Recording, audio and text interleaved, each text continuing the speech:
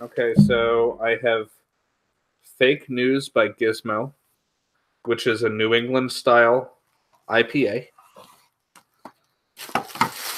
And the next three are from Linwood Brewing Concern.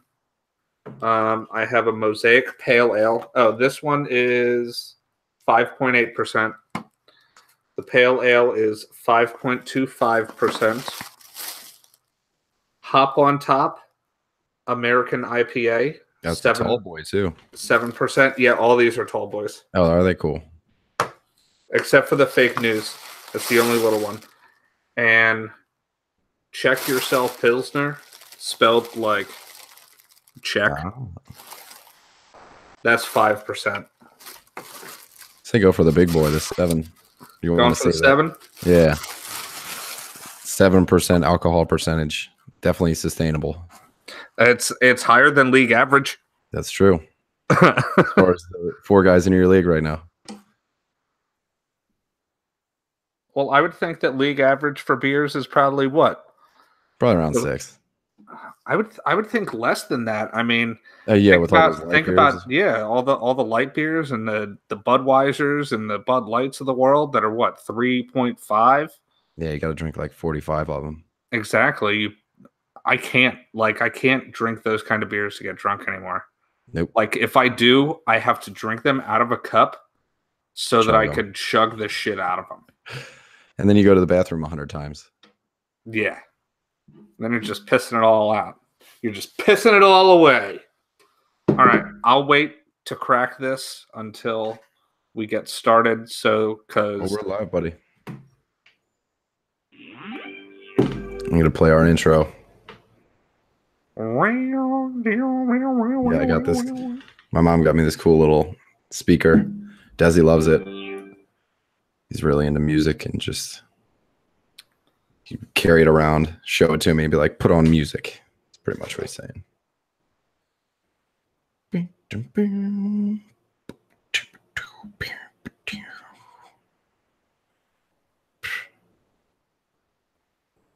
There we go.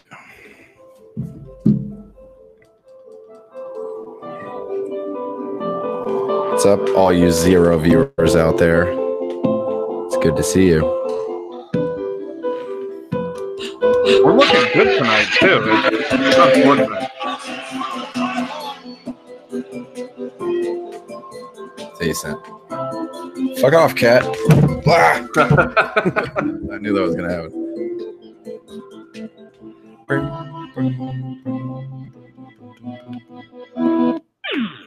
That's enough of that. Oh, no, it's just playing through my phone. All right. Time to fuck up an intro here. You're on episode 34. 34, right? Yeah. Yes, sir.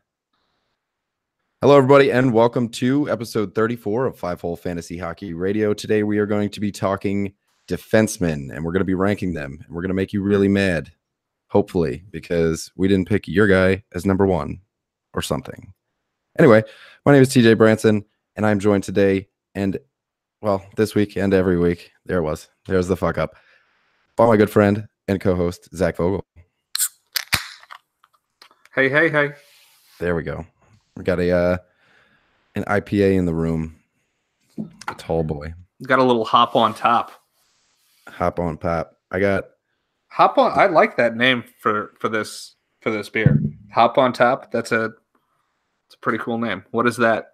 This one is half vodka that I stole from my brother. Half what? Ginger ale. Okay. It was on this table. It just looks like a big cup of dirty water. Pretty much is. That's what vodka. It looks like. It looks like a glass of dirty water. All right, guys. So in true fashion, we're going to start with number 10, work our way down. Well, I guess we're going to work our way up. I'm not sure how to describe that. Work our way down. I would say we're working our way down. All right, perfect. Working our way down to number 1. Who let's just spoil it right now. Who do you got at number 1? You guys can just turn off the episode now.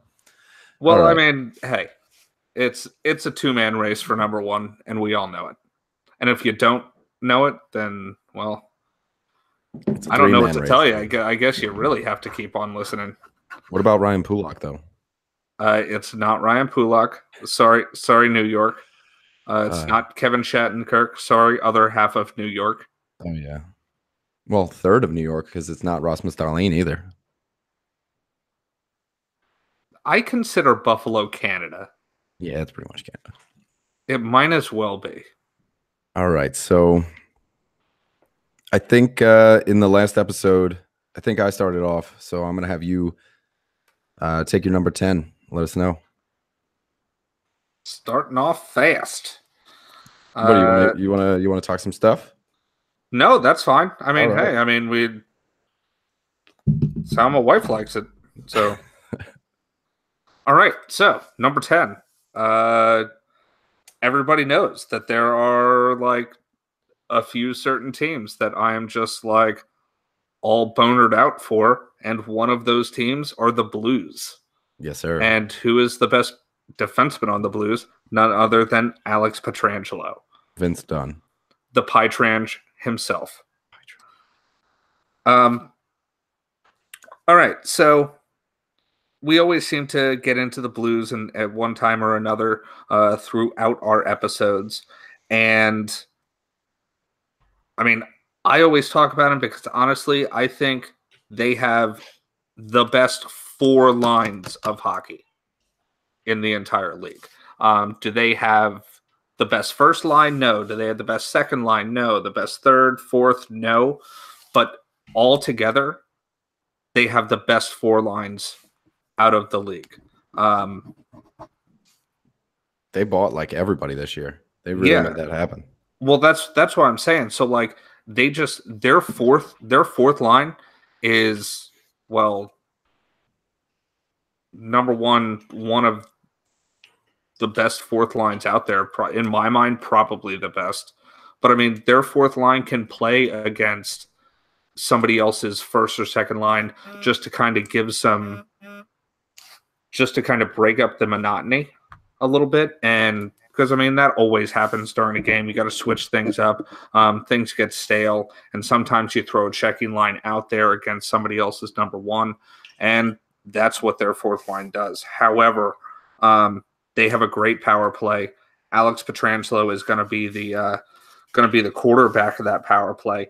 He didn't have a crazy awesome year, but he's just always super solid. He ended the year with 54 points. Give me 1 second. Mm-hmm.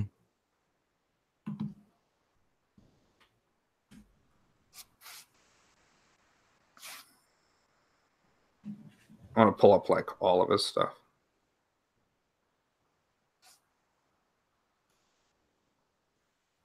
The cat is on the other side of the door. Burp. Making a lot of noise. Being a dick. All right, I'm going to go grab my ginger ale. Okay.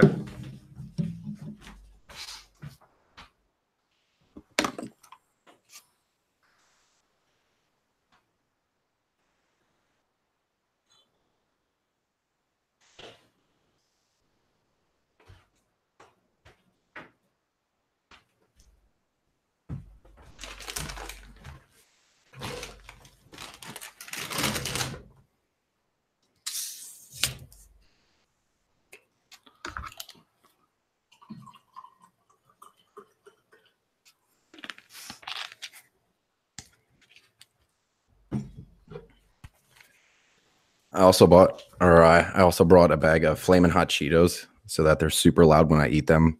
And if I disagree with you, I'm just going to dive right into that bag. Oh, that sounds disgusting. Super Hot Cheetos. You don't like Flamin' Hot Cheetos? No. Oh, man. That just sounds fucking awful. Okay, I'm going to jump back into it. All right, so last year, Alex Pietrangelo, it's not like he totally killed it. Don't get me wrong. But he is definitely worthy of a number 10 on your list. If he is somebody that is, say, your third best defenseman, you're in a great spot. If he is your second best defenseman, which is more likely that he is going to be your second best defenseman, you're still in a decent spot. Don't get left with Alex Pietrangelo being your best defenseman, though. I will say this. Okay, so last year, had a very decent 54 points. I would have liked to have seen a little more out of that power play that he was on, as he only had 3 goals on the power play and 10 assists out of the 39 that he had. Mind you, he did have 15 goals last year. For a defenseman, 15 goals is fucking great. Yeah, I think that's tied for like 3rd or 4th in the league. Yeah, I mean, I'm pretty damn happy with 15. Hell, Brent Burns only had 12 goals last year. So, I mean, the highest on my list is 17 goals. Next, 16. Yeah, I believe he was 3rd. Yeah, so it was a 3-way tie between Victor Hedman, Dougie Hamilton, and Ivan Provorov for 17 with for first with 17 goals. Then PK Subban, Seth Jones, Aaron Ekblad, and Zach Werenski all had 16. John Carlson and Alex Pietrangelo tie for 3rd with 15. Okay, so like I was saying, 15 goals. I'm pretty damn happy about my defenseman getting 15 goals. I would have liked to have seen a little more assists, which is what most of your high-rated defensemen are going to get because they're on that top line. Power play, on top of being on the top line, defense, passing to the best players. So, I mean, he's passing to those players like he's passing to Vladdy, he's passing to Braden Shen, stuff like that. So, do I want to see more out of that? Yes. I would have also liked to have seen more hits out of him. He only had 48 this year. However, he did have over 200 shots. He had 216 shots with a shooting percentage of 6.9%. That is well above league average for defensemen. On top of having 164 blocks, he's a huge fucking guy, so that'll happen.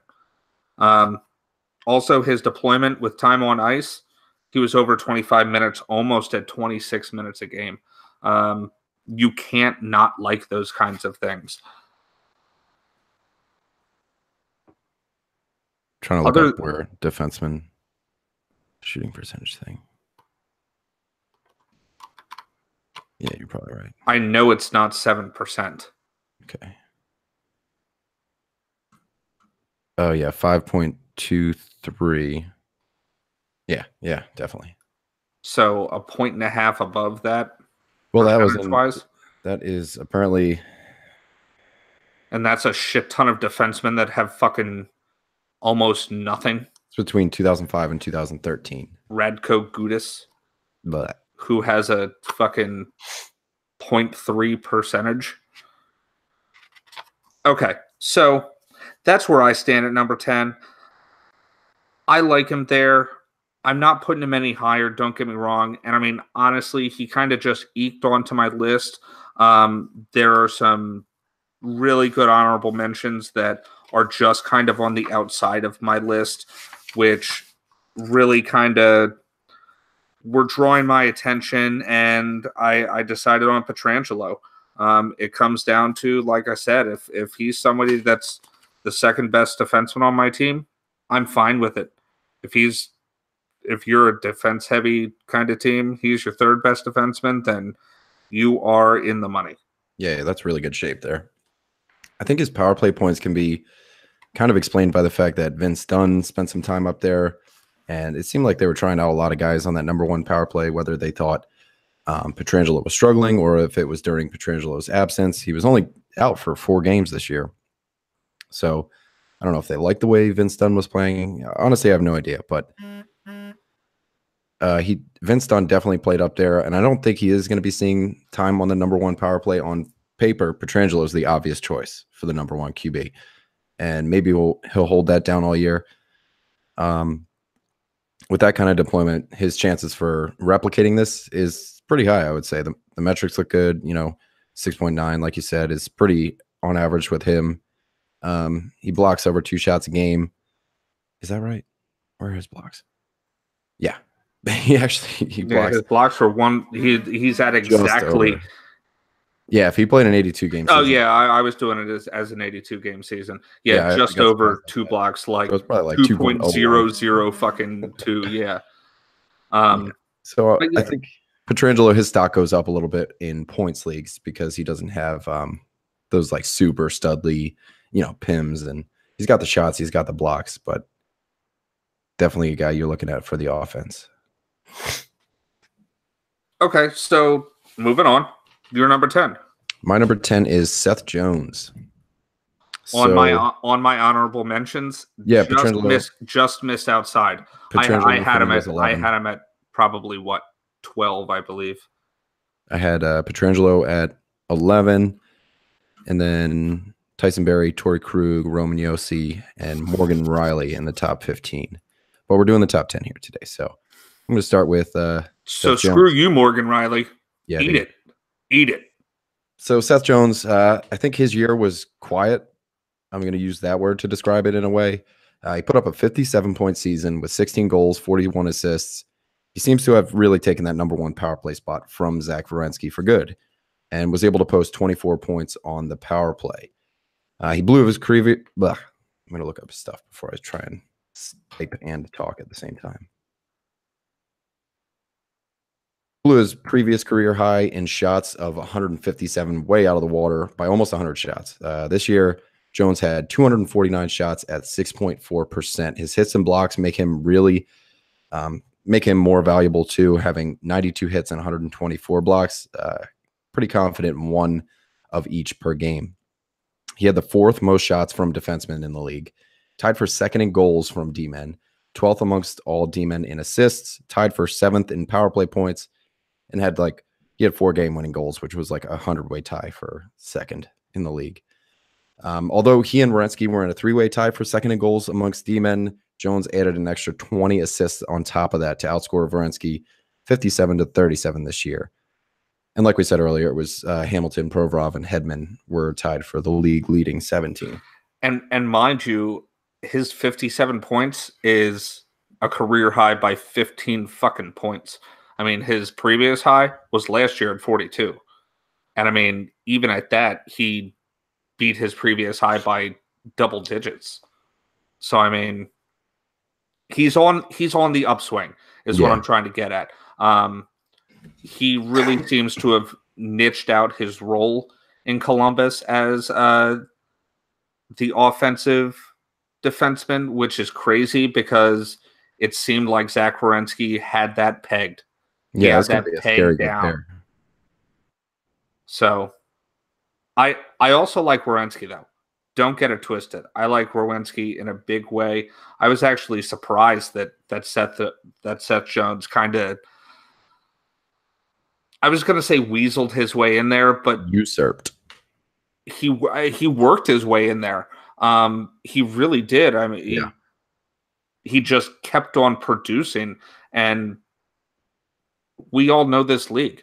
If you keep on producing, people aren't just going to fucking sit back and be like, "Oh, but this is our new young guy."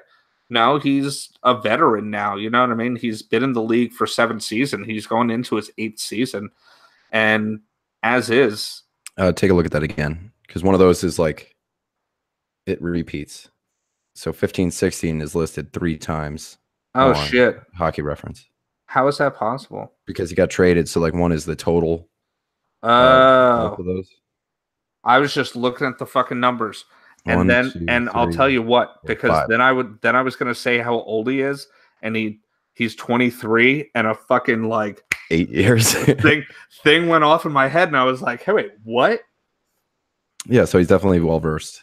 But I think 13, 14. So he's going into his 6th season. 4 or 5. Yeah. Yeah. So apart from that, he's also getting into veteran status. I mean, he just played his 5th season. He's going into his 6th season. And mind you, he's only 23 years old. So he's got a lot ahead of him. He doesn't have a bunch of wear and tear on those skates. But in general, he always plays a lot of games too. He's a pretty healthy guy. With 78 games played last year, you can't not like that kind of thing. Where do you see him as far as point production next year? Do you see him in like the same kind of range, maybe a little less, maybe a little more? Okay, so if he's going to be playing on... Why'd my phone just turn off? Weird. I'm charging it. What the fuck? Well, that's going to be hard. Perfect time for some flaming hot Cheetos. Fuck you and your flaming hot Cheetos, TJ. Seriously, why did my... How am I charging it and losing battery?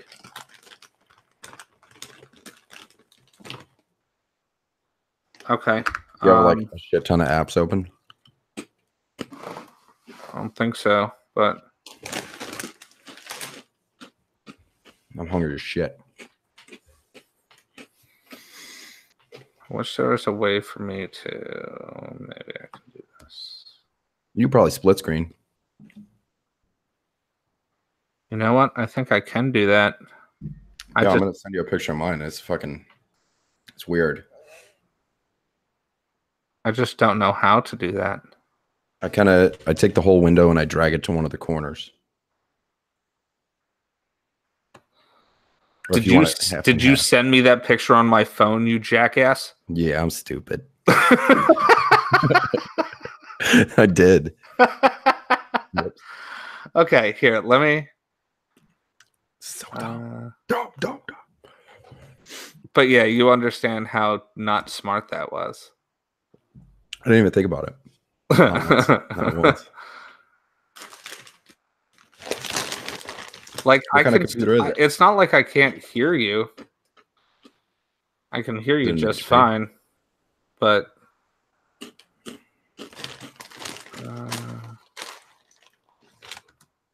Wow.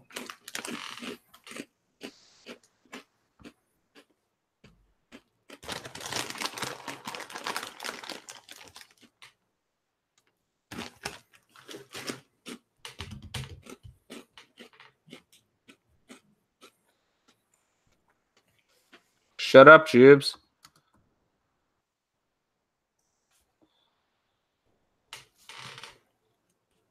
Yeah, I'm at 1%. All right, well, I'm going to have to do this just kind of on here. Where the hell was I? That totally, it just like fucked me up. We were talking about where do you see Jones next year?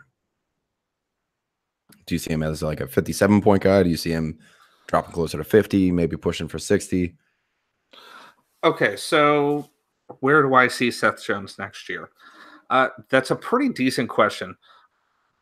I think it all depends on his deployment, and it really all depends on Zach Werenski. I don't see Zach Werenski going away. I truly believe that the Blue Jackets like him a lot, and they want him to succeed. Do I think that Seth Jones is going to get another 57 points and 16 goals? Honestly, no. I think that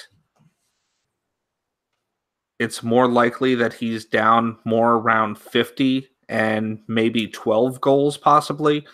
The only thing that I'll give you, TJ, is if he keeps on shooting, then maybe so.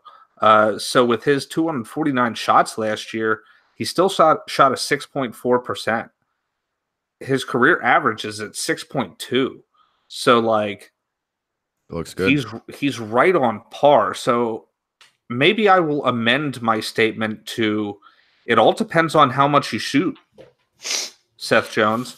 If you keep on shooting, you seem like you obviously are taking good shots. Now, I'm not watching every single Blue Jackets game, but it seems like the guy's taking good shots. The only thing I wonder is it always seems like the Jackets are in some sort of turmoil. Like they're always like striving to be something more than they are, and they have these great players, but they don't succeed. They have one of the best goalies in the league. They don't succeed. So I wonder at what point are they going to start trading players like this who, let's be honest, Seth Jones is at his highest stock right now. Oh, yeah. Right fucking now. His stock is super high. Do you trade someone like Seth Jones? I don't think so. I think he's too much to them. They're going to get plenty back. I mean, if Panarin doesn't sign again and they can trade him, they don't need to. But think about this. I mean, Werenski had a crazy down year. I mean, he was 10 points off from his total in his freshman year. But if Werenski bounces back and they're playing on the same line together, then I'd expect to see a few more points go to Jones, like go Jones's way, just based on point share and stuff. I don't know if you can put them on the same line. Do you want to put those two on the same line together? Oh, yeah. They're scary good. I know, but you're giving up so much defense. Consider having Zach Werenski, who wants to be up towards the net. You have Seth Jones, who wants to be up towards the net. I mean, they're two offensive defensemen. But then on that top line, I mean, you got Cam Atkinson, who, let's just say, isn't known for being a two-way forward. And then Artemi Panarin, also not known for being a two-way forward. So you need two really good defensemen. Yeah, I know, but I don't consider them two really good defensemen. I consider them two really good offensive defensemen. Oh, I think they're good. When I think of them first, I don't consider them like elite defensemen. I just think you're leaving yourself open to a lot of breakaways with having them two on the top pairing. I like it. Maybe I'm wrong. I wouldn't want them both on the same pairing. I mean, That's just me.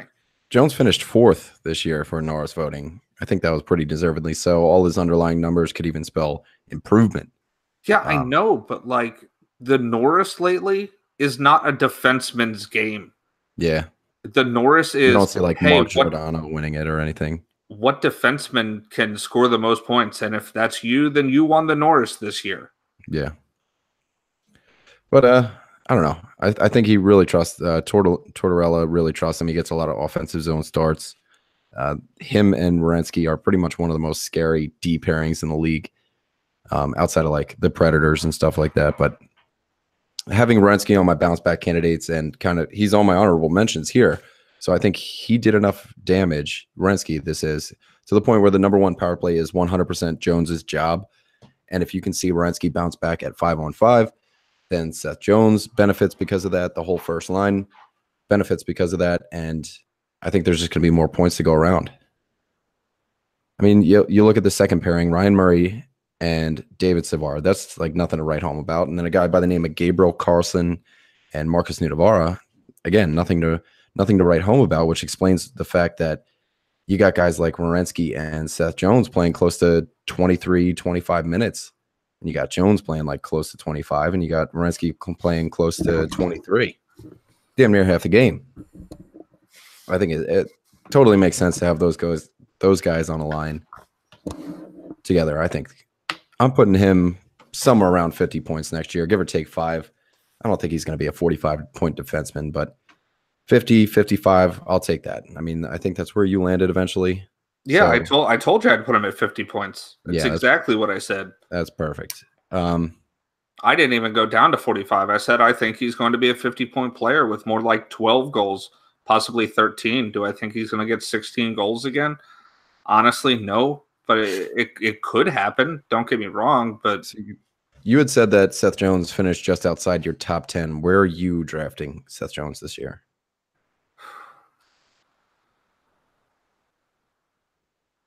See, if you draft like me, you're aiming for one of our top 5 in the first few rounds, and then you're going to circle back maybe round 6 and get a guy like Seth Jones, Alex Pietrangelo if they're still available. Yeah, I mean, honestly, I was going to say 8 or something like that. I'm not taking Seth Jones higher than 8. Okay. And even at that, honestly, I'm hard pressed to take Seth Jones at 8. Fair enough. I'll take it. I'm trying to get somebody like Shane Gostisbehere in round 8. Speaking of which, should we talk about number 9? Who? Shane Gostisbehere? The Shane Ghost? Gostisbehere. The Ghost Bear? You want to talk about Ghost Bear, yes? Very much so, yes. but that's just me being honest though too. Like I would rather have somebody like Shane Gostisbehere in the 8th round. Oh yeah, he led the league in like power play points amongst defensemen. He's a fucking stud. Exactly. Can you say power play? Right. Seven goals, 26 assists. Like, yeah. I take it. Going along with 65 points. You can't hate those numbers. Literally, so I had Alex Pietrangelo at number 10. He had 54 points. I have Gostisbehere at number 9. He has 52 assists. Okay. I think I see where you're going with this. You're talking about you like Seth Jones because of his offensive prowess. I love Shane Gostisbehere because of his offensive prowess, but also that kid plays D. He definitely plays D. Don't get me wrong, Ivan Provorov is by far the best defenseman on the team. That kid's just always in the right spot at the right time. I think his offense is on the way up too, Ivan Provorov. Yeah, I think so too. But I think Gostisbehere has a better shot. Oh yeah, he just has a better shot on the net. It's just he just does. Seth Jones got a boomer though. Also, I love how. Okay, how many times have you seen Ghost keep the puck in the zone? With those diving third baseman things. Fucking love the way that kid keeps the puck in the zone. Do you know what that gives you the chance to do? Score goals. Get more fucking goals and assists. Yeah. But that, honestly, like that really is what he does. He is fan-fucking-tastic at keeping the puck in the offensive zone. He's diving all over the place. He's catching things with his hands, with his fucking face. Like shit. I do. I like him at number 9. I'm actually even surprised at myself that I don't have him higher. I have a couple of other people higher just because I feel like they've really proven it. But Gostisbehere had 116 blocks. Not much of a hitter. I'll say that. Not much of a PIMS guy. I'll say that. 53 hits, 25 PIMS. But still over 200 shots. 221 shots at a 5.9%. Decent. And that's why it's not like I don't have him at like number fucking 4 or anything. I think he is a great player to have at number 9. And he's another one of those young guys. So we're talking about Seth Jones. Gostisbehere is only 25. He's going into his 5th season. This past year, he played his most games he's played in a season. He played 78 last year. He had his most points in a season by almost 20 points more than his previous high, which was in the 15-16 season. He had 65 points last year, and his previous high was 46. I don't know. I think that Dave Haxtell is making some really good moves on offense, and it helps a lot for people like Gostisbehere and Ivan Provorov. Fuck you, Brandon Manning. Bye. But, have fun in Chicago, bud. Yeah, I mean, you need to get going. So do you, Andrew McDonald. I can't believe he got paid. I can't believe he got money from an actual NHL team. Yeah. Brandon Manning. Well, so I mean, I also have Ghost at 9. So I'm not like trying to debate Shane Gostisbehere versus Seth Jones. Obviously, I have him ranked higher in my list too. But it does seem like every year it gets closer and closer to like Ivan Provorov's turn to run the number 1 power play. I don't think it's going to happen for a couple of years. Ghost put up 65 points this year for his best offensive outing yet. 33 points on the power play. On a power play that could be a lot better, like coming in the middle of the pack. They were 15th last year. So had a guy like JVR kind of spread that out a little bit. We're actually going to have a second power play unit this year, and you're not going to have guys like Filppula and Joy Laterra on it for Ivan Provorov's fucking power play unit. So do keep an eye out for Provorov. He's better on the hits. He's better on the blocks. And as soon as that offense comes, like, boom, Gostisbehere your number 2 power play, but that's still great for us at least. So Shane Gostisbehere stock is definitely higher right now as far as fantasy. And back to Ghost. 221 shots, like you were saying. He shot almost 450 times at the net, so he did get like a 50% net conversion rate.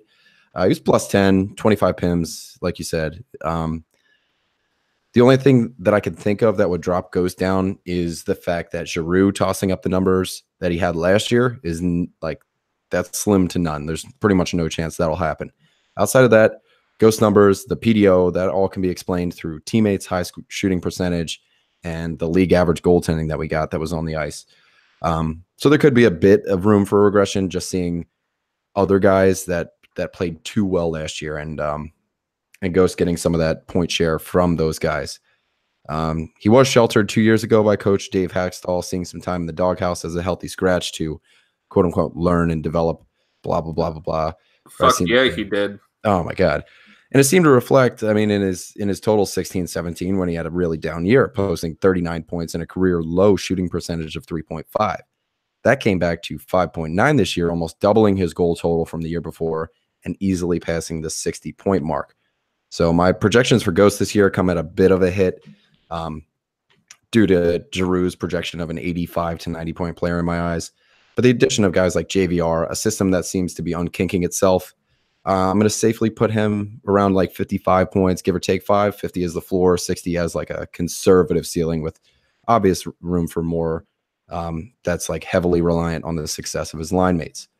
So his role as a playmaker or the setup guy comes heavily from assists. He put up 20 more assists than he did last year, and 26 of those 52 assists, so exactly half of his assists came on the power play. Whether it was 5-on-5 or 4-on-4. What am I saying? Never mind. As much as it hurts me to say so, I completely agree with you. I have him right at 55 points next year. I think he's going to lose 10 points off that year that he had last year. I mean, shit, he's definitely not going to shoot at 11.2% rate like he did 2 years ago again. Yeah. So I do, however, think that right around like that 6.2, 6.5% is where he is going to end up this year. If he still shoots over 221 shots, he's still going to get a decent amount of goals. Yeah, I have him at 12 plus goals, but I just have him at less assists. So I think what you said is completely true about his line mates. Even though I do love the power play that he is on with Nolan Patrick, he's only going to get better. This is year 2 for Patrick. You still have Giroux, you still have Voracek on there, and you have to hope that Simmer is going to come back and play a little better this year. Now, I know he was like the one guy that had a down year last year, but Simmons is going to be back on that top power play, or at least you would think so. I mean, even if he's not, it's making room for other guys to move up that deserve a spot on the first power play. So the first power play is going to be good. Second power play is finally going to be good. I think it's just good all around. You spread out the wealth a little bit. I agree. I just didn't like one thing. Okay, so one thing I didn't like about their power play last year when Simmons was out was Giroux was the guy that was down low by the net trying to tip in pucks, trying to, well, number one, he could try to push people around all he wanted, but he was just going to get pushed out of the crease. Simmons was that guy that could really kind of move players around and actually play the down low game, and they had G doing it a lot while Simmer was out. Eventually, and I didn't like to see that. I remember G just like kind of pacing up and down that left side. He would go like from quarterback all the way up to the circle and try and get in the dirty areas and stuff. It's just not his game. I don't want to see him trying to do that. It just made no sense, and it did not help the power play at all, and that's why they had an average at best power play. So I want to take a dive into Ghost's assists this year.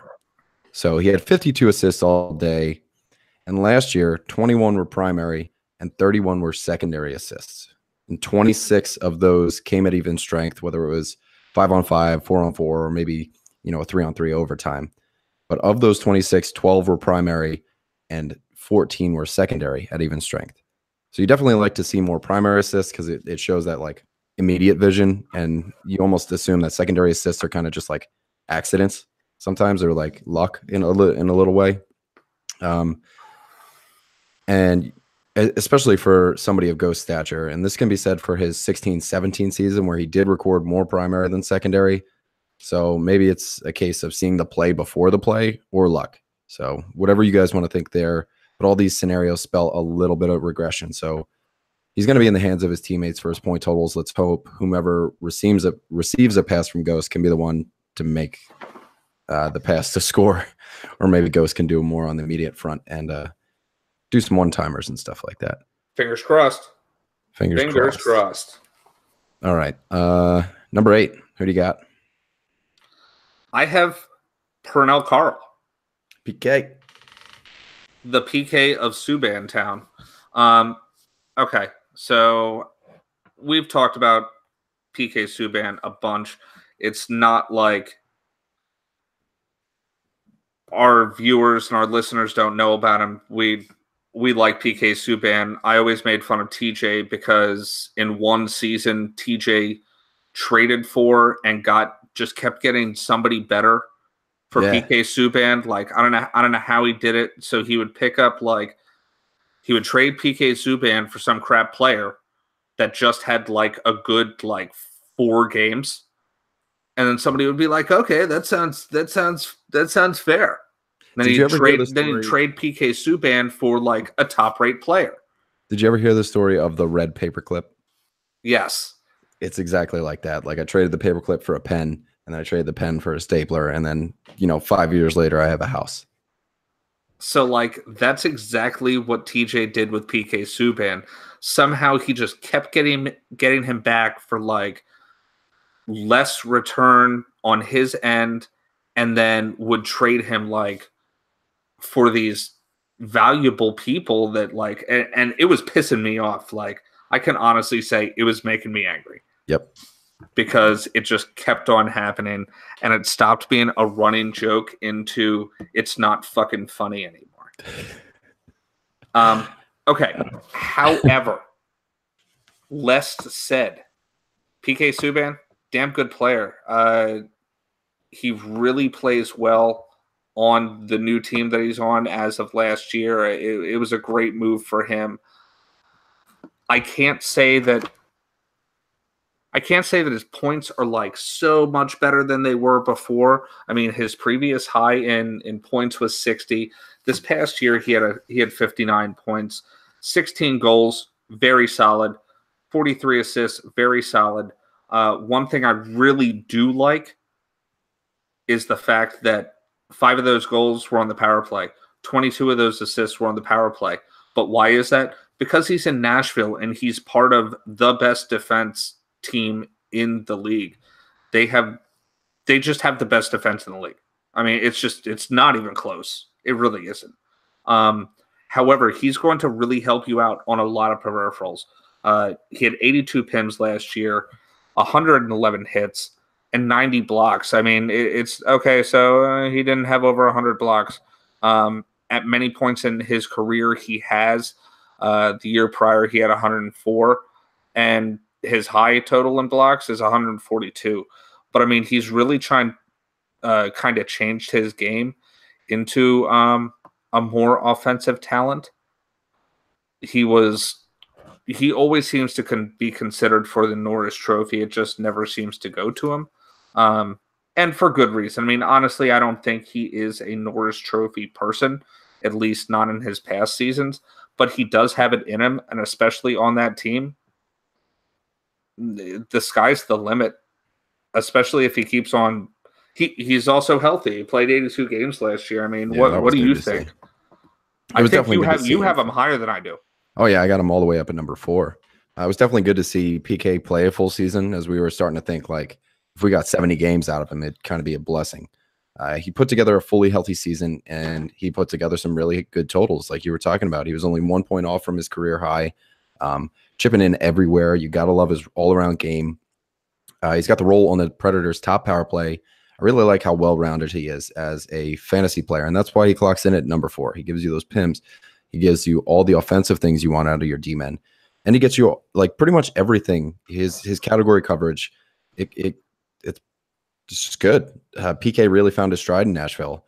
Not that he ever felt out of place, just that he knows his role. He wants to win. He knows the system. He's comfortable just bombing shots from the blue line and playing the style that fits both the team. That high low. Yeah, they love that fucking high low game. So he had a career high in total shot attempts. He put 49% of them on the net. So it showed up in the Norris. He was nominated. I think he's gonna show up again next year as one of the finalists. He might not win it, like you said, but he's gonna show up. And okay, so I have him at number 8 because, like we said about his all-around game, he's checking boxes, which makes him valuable in both the leagues that we always talk about. So I mean, he's obviously helpful in points leagues with his 16 goals and 43 assists. A lot of them being on the power play. You know how much we love fucking power play points. Oh, yeah. But with also checking all those boxes, he's also very valuable in category leagues. So he's not one of those guys that it's just like, oh, well, he's a really great offensive threat. No, he's really good at just doing fucking everything. Yeah, he's perfectly. So, I mean, I'm not surprised you have it at number 4. I mean, I know you really like PK Subban. Don't get me wrong. I really like PK Subban too. But I have him at number 8. Maybe I'm wrong. Maybe I'm not. Who fucking knows? Probably you. I know. Yeah. You probably know better than me. I mean, at number 8, I have Drew Doughty, and he's another all-around stud. A lot of my top 10 D-men are like okay. All right. So I take that last comment back. You just said you have Drew Doughty at number 8. Okay, you don't know better than me. All right, but I'm going to sell you on him. That's what you said earlier. Yeah, I'm waiting for it. I got my checkbook out. I'm ready. 10 goals, 50 assists, 60 points all day. He was a plus 23, had 54 PIMs, 20 power play points, a shorthanded goal, 4 game winners, 205 shots at 4.9%, which is a full percent lower than his career average, 127 hits, which is right on par with who he is as a person, 128 blocks, which is right on par with who he is as a person. That's just who Drew Doughty is. This is who Drew Doughty is going to be next year. And you throw somebody like Ilya Kovalchuk on the ice with him instead of like Alex Iafallo, it's only going to be easier for Drew Doughty to make things happen at 5-on-5 and on the man advantage.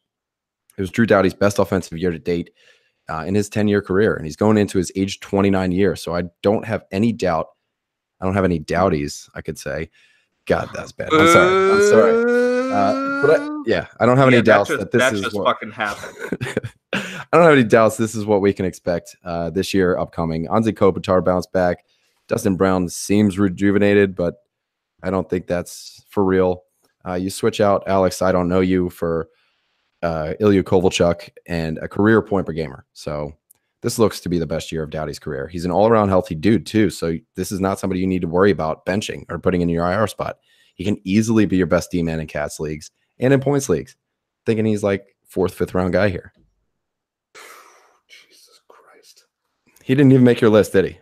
No, he didn't. I got a lot of good reasons there, man. Okay, I'll give you the Cats stuff, but he's still a 60-point guy for your points leagues, man. 20 power play points, 10 goals. Okay, so he's a 60-point guy last year. His previous high was 59. What is it? All the way back 37 years ago in 2009. What I'm trying to get at is he is not a career 60-point player. No, he's not going to be. His ceiling next year, I'm honest to God, I swear, I'm putting this right now. His ceiling is 50 points. No. Ceiling. No. He hit his ceiling this year. His ceiling is 50 points. He hit his ceiling this year. Do you want to know why his ceiling is 50 points? Why? Because the Kings are not going to be what they were last year. They're going to step back. I am going to say. I just did. I just said the Kings are not going to be what they were last year. When we talked about regression in our regression episode, I put Anze Kopitar there. I like Anze Kopitar, but the man is a fucking roller coaster. He goes up, he goes down, he goes up, he goes down. Just looking at the numbers, Anze Kopitar is going to have a down year. Just looking at the numbers, when Anze Kopitar has a down year, so does his team. Drew Doughty is not going to have 60 points. So you said his ceiling is 50. His ceiling is 50. So on the over-under bet of 50, you take the under. Yes. I take the over. Okay. We're going to have to start writing these fucking bets down. Yeah. I don't see it. Don't get me wrong. I feel you on the categories. I love the hits. I love the blocks. 127 hits. That's low for him. You know what I mean? 128 blocks. That's a little high for him, but I mean, he's usually over 100. So yeah, I could still feel you on that. I like the fact that he's 100 on average of each of those. He has great deployment. He plays more than most defensemen. He's almost at 27 minutes a game. That's great. He's out there all the fucking time. The only I understand I'm looking at here that's not constant. Like the goals, you go back 3 years, 10, is his 12, points. 14. No, it's the assists. Is his points. It's the assists. And a lot of those assists, I'm sure of it, probably came back from Anze Kopitar. So again, the same way we were saying about Shane Gostisbehere, where Giroux's going to dip, Anze Kopitar is going to dip. There's so many comparisons we can make here. Drew Doughty or Shane Gostisbehere. The assists are going to come from your line mates. Like you have to rely on them to score. And he only had more than 40 assists one time in his career. Other than this past year. He is not going to have 50 assists again. And I'm saying. I'm looking at Anze Kopitar's numbers right now, and they are like scary similar to Claude Giroux. 17.5 shooting percentage here, 35 goals. I think Giroux had like 33 or 31 or something like that. 57 assists, which Giroux like murdered that one. But you look at the shots and you look at the shooting percentage, and like that's pretty much exactly what Drew Doughty's going to be dealing with, is a very Shane Gostisbehere type of thing. And I think we can see those two, Shane Gostisbehere and Drew Doughty, correlate in the same way next year, where they maybe lose 10 points. So it's still going to be a 50-point defenseman, but that's right where you're putting him, and I'm taking the over on that one. I'm thinking 55.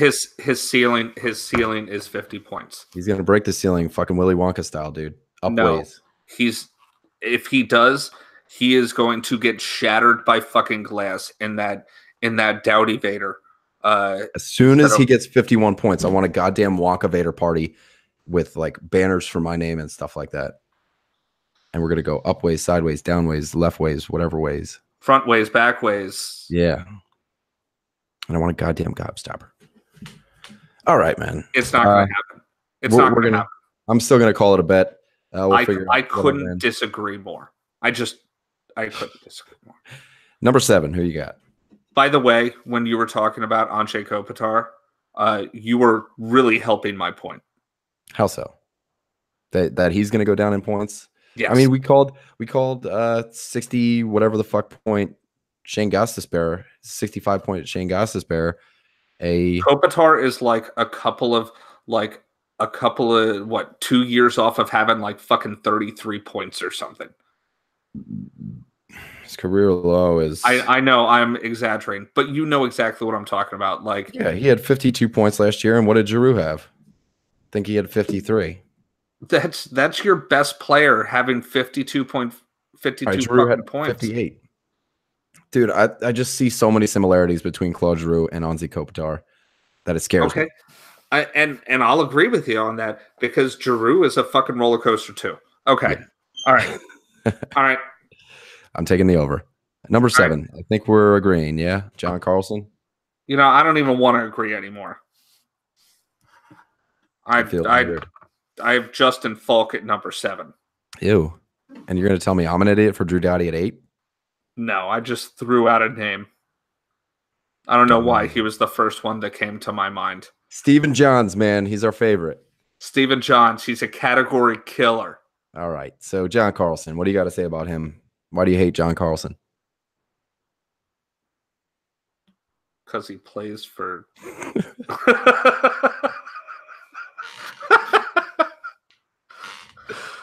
I don't hate John Carlson. Okay. I think that John Carlson is gonna regress. Yeah. And I think that is just incredibly safe to say. But I do still have him at number 7. But if you don't think that John Carlson is going to regress, well, then I disagree with you, random listener, whoever you are. Why do you have him at number 7? I mean, I know why you have him at number 7. You have him at number 7 because he came out and scored like 1 million fucking points this year. Almost double. Yeah, it's okay. So he scored 68 points. Yeah, that's fucking amazing. He had 53 assists because he plays with the likes of Ovechkin and fucking TJ Oshie and Nicholas Backstrom and all these great players. Yeah. He does. I like him for the power play. Well, they have a great power play. Right. He is also getting a lot of those primary assists, just passing it to fucking Ovechkin. Yeah, that's all he's got to do. But he's gonna regress, dude. He's not going to take 237 shots this year. He's just not going to do it. If he takes 200 shots, I'll be surprised. He does not. He's only taken more than 200 shots once in his career, and that was 5 fucking years ago. It was the year, man. It was a beautiful year for these guys. He just signed a contract. He's gonna fall until that lull. He just is. He's still gonna have like the blocks, but he's not a hitter. He doesn't have a great shooting percentage. I mean, his career average is 5.7, which is right around league average. This past year is at a 6.3. But I mean, other than the points, he's not going to give you much. And if he regresses on those points, then he's going to hurt you. Yeah. I have him at number 7, but I put him there very tentatively. You know what I mean? I suppose. A lot of people are going to have him a lot higher. And I think, yeah, both of us having him as 7 is kind of like a little conservative. At least I like to think so. But that's because people are so reactionary. Yeah. They just are. Just like McKinnon, people are going to draft him in the fucking 2nd round. There's probably going to be people that draft him in the 1st round. Yeah, I guarantee it. John Carlson last year played like he's fucking godly. Like a top 2 or 3 defenseman, but he's not. I'll put it at that. So he didn't have like a crazy high shooting percentage. He didn't have an out of the ordinary PDO. His PDO was only 0.1 above his career average. And for those of you that don't know PDO, that's your on-ice shooting percentage, which is different than regular shooting percentage for the fact that it accounts for the whole team while you're on the ice. And PDO usually hovers around 100%. So you take the shooting percentage of everybody that's on the ice and you add that to your goalie's save percentage while you're on the ice. And it's supposed to, in a perfect world, add up to 100%. It always comes back to 100%. So guys like Couturier, whose PDO was close to like 102 this year, are supposed to come down to 100. And that's a good way to trend if people are going to be able to repeat the same success. So all signs do point to Carlson being able to repeat these numbers. The only outlier here is that because he had a career high in shots and shot attempts, he needs to keep firing those pucks. And like you said, if he does take another 200 plus shots, he could do it. But also the PDO can be explained by the fact that Holtby had a career low year. So maybe the on-ice shooting percentage was a little high from everybody as his team, and it just evened out because the goalie wasn't playing as well as they should have. So if Holtby was playing career average, the PDO might have been like 102, 103. So the regression we could see could be like 2, 3%, 4%, something like that. But you got a guy that plays on the I can't remember if they were number one power play. You got a guy that plays on a power play that converts 22.5% of their opportunities. He had 68 points, and 32 of those came on the power play. 28 of those 32 power play points were assists. Having guys like Ovechkin, Backstrom, Oshie, Kuznetsov to play with when you're a man up should give you those should give you those types of numbers. You're going from a 37-point defenseman the year before to having almost as much power play points. So he's going to be heavily reliant on the power play. And his outbreak of 68 points and a Stanley Cup winner has likely like hyperinflated his value. So he is going to see, like you were saying, that average draft position that's just going to shoot way the fuck up. He recorded a career high in goals, assists, shots, penalty minutes. It was only 32, so don't get too excited. A reasonable 146 blocks. That's just relative to his own block totals. There's nothing on paper that says he can't do it again. But a guy that I'm not going to draft as a 68, almost 70-point defenseman. I'm going to draft him a little conservative as like a 60-point guy in a good year. Like, I think that he will get drafted in most leagues by the 4th round. Oh, yeah. Yeah, he is probably going to go top 5 this year. I wouldn't draft him in the 4th round. I certainly wouldn't draft him in the 3rd, 2nd, 1st. Would you be comfortable with him as your second best defenseman? The same way? Yeah. Okay, so fuck yeah. Yeah. Yeah. Don't get me wrong. I'm not totally shitting on John Carlson. I just don't think that his value is what it seems to be from this last year. So if you go into this fantasy season with John Carlson as your best fantasy defenseman, are you a little worried or are you comfortable? I'm not happy. I mean, I'd be a little worried too, but I'm not like completely giving up on the year. It's just like you want to get one of those top 3, top 5 guys, or at least I'm gonna try to trade for somebody. If he's my best defenseman, I'm going to try to trade for somebody, because that means that I drafted a lot of really high offensive talent, and I'm going to try to move one of those players for a high defenseman and possibly like a second string guy. Yeah, the rest of this list here is pretty like, I'm going to consider these. John Carlson, I mean, his career high before this was 55 points back in 14-15. But he went from a 37-point guy in 16-17 to a 68 guy in 17-18. So the same thing about Gostisbehere, the same thing about almost anyone that has a breakout like this. You want to see consistency, at least in your top tier guys like we're going to talk about. I'm pretty sure for the same goes for you, is like 6 going forward are all what I would consider top tier defensemen. And then, I mean, you got that elite tier, but definitely for me, 6 to 1 are top tier guys. Or do you keep your top tier a little closer to the vest? I still am. I'm just worried. He only has one other season other than this one above 40 points, and that was, like we said, it was 55 points. And it's not like he isn't playing those seasons. Now, 3 seasons ago, he only played 56 games. I'll give him that one. He had 39 points. He would have been well above 40 had he played another 20, 25 games. Absolutely. He would have been above 40. But there's many of these years where he's playing every game, and he's still only ending up with 30-some points, 30-some points, 30-some points.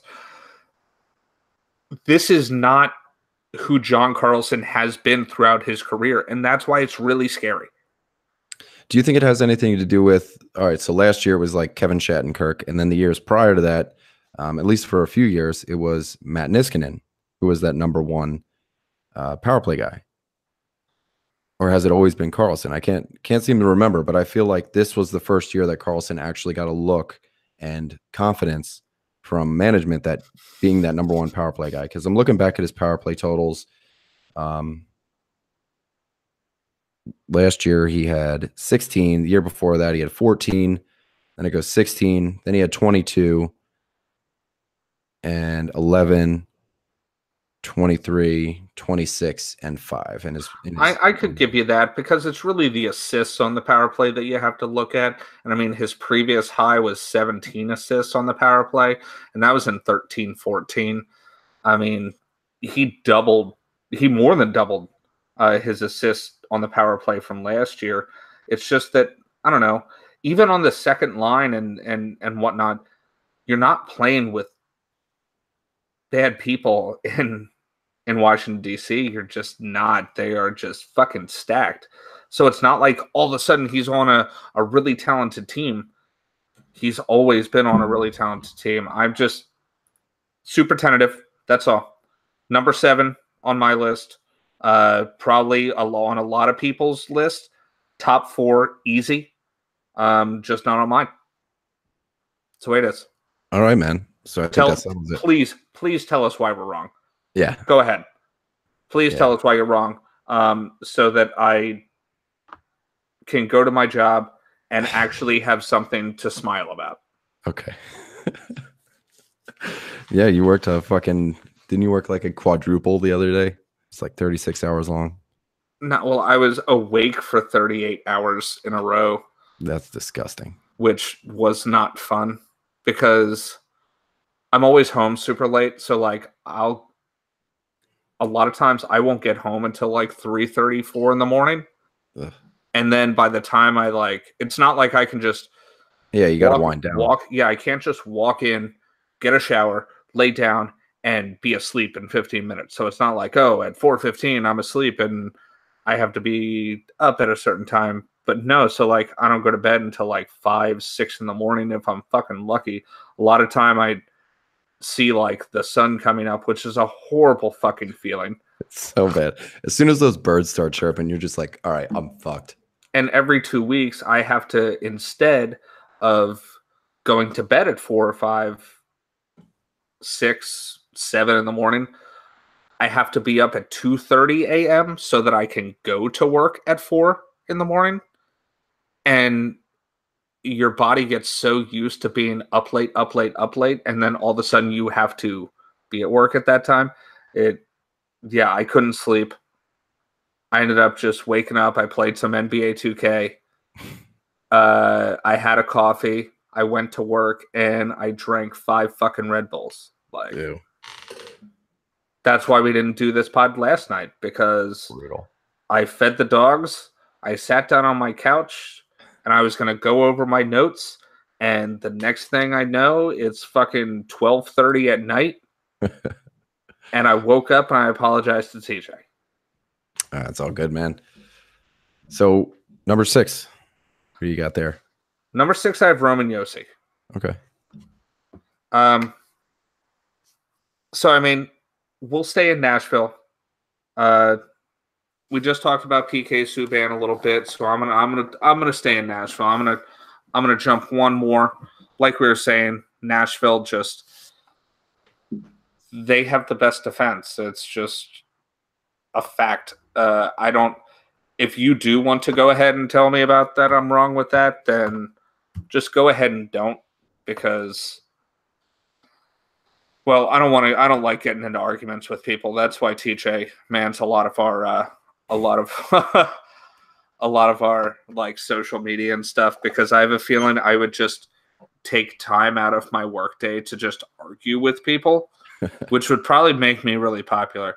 But okay, so we all know that they have an amazing blue line, and it's hard to get better with someone like the likes of PK Subban. But honestly, I think Roman Josi is a great player. He takes a ton of shots. He had 253 shots, and he's really helping out in other ways too. He only had 53 points. I'll say that much. I would have liked to have seen more points out of the guy. And really what it comes down, I would have liked to have seen more assists out of him. He did have 14 goals. So, I mean, that's up towards the top of the league for a defenseman. But he's always healthy. He missed a couple of games last year. He missed, 7 games last year? It's nothing too crazy. So, I mean, you can't get mad at that. His blocks are 120. His hits are just under 100. So, as we know, it always comes down to the power play. Where I wanted to see more of those assists was on the power play. He had 7 power play goals and 13 power play assists. I'm really putting him here because I like where he's at on that team, who he plays with. A lot of times he's playing with Ryan Ellis on that top unit. PK Subban really mans the second unit, and they do a lot of switching. They both get time with the first team wingers and center with the first line. So it's not like he's really getting so much more time than anybody else. They really have similar time on ice. He had over 24 minutes on ice, right around 24 and a half. But what I'm hoping to see is if he's going to take this many shots, I want his shooting percentage to go back up to his average. He was a solid point under his average. He was only at 5.5% this year. And his average through the past 7 seasons that he's been playing is at 6.5. So, I mean, I know you don't have him. You don't even have him on your list. I'm at number 14. But also, I'm a big advocate of Roman Josi. Yeah, on top of the fact that I really like his name, Roman Josi. It's a fucking cool name, dude. Just fill your team with people with cool names, people. All right? Just do that. People with cool names, draft Roman Josi first. Because it's a fucking man's name right there. Good hockey name right there. It's a good anything name. It's a good I wish my accountant's name was Roman Josi. The IRS would be scared of me. Oh yeah.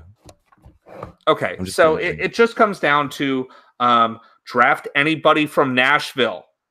I think so, yeah. I mean, his 253 shots were good for 3rd in the league amongst defensemen. 53 points in 75 games ain't bad either. Still managed 20 power play points from spending most of his time on the second power play unit. Blocks are pretty good, 120, 80 hits, which is unusually high for him. He usually hits around 60 a year. So I don't know if that's just like something he's been focusing on or if it's just out of the ordinary. But we'll see. He is definitely – I'm comfortable with him as my second best defenseman. Yes. 100%. Once again, just like we were talking about with John Carlson, I don't want Roman Josi as my best defenseman. I don't want John Carlson as my best defenseman. I want them as my second best defenseman. I will sleep tight at night in the warm nights down here in Raleigh with Roman Josi as my second defenseman. And no, I'm not going to sleep with Roman Josi, but I mean, unless he's staying at, it wouldn't be bad. Unless he is staying at the fucking Hyatt next door to my work. So I think we're going to start talking about guys that we are cool with being our best defenseman. Number 6, I have John Klingberg. Where do you have Klingberg? I thought you were going to say best friend for a second. Yeah.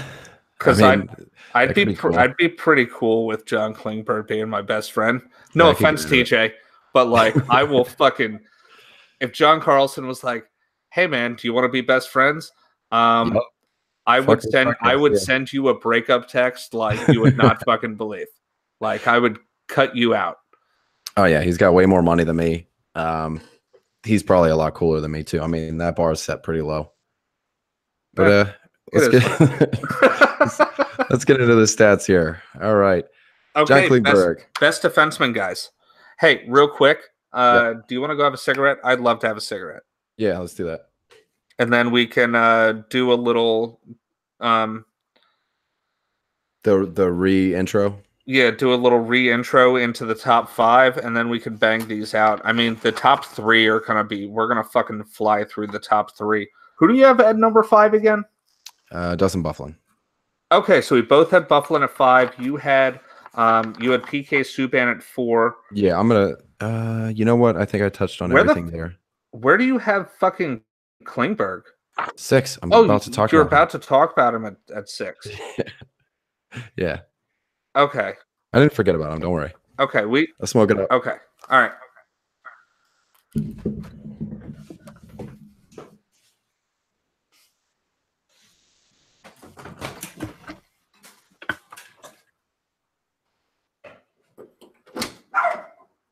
What? I'm upstairs. You fucking know where I am.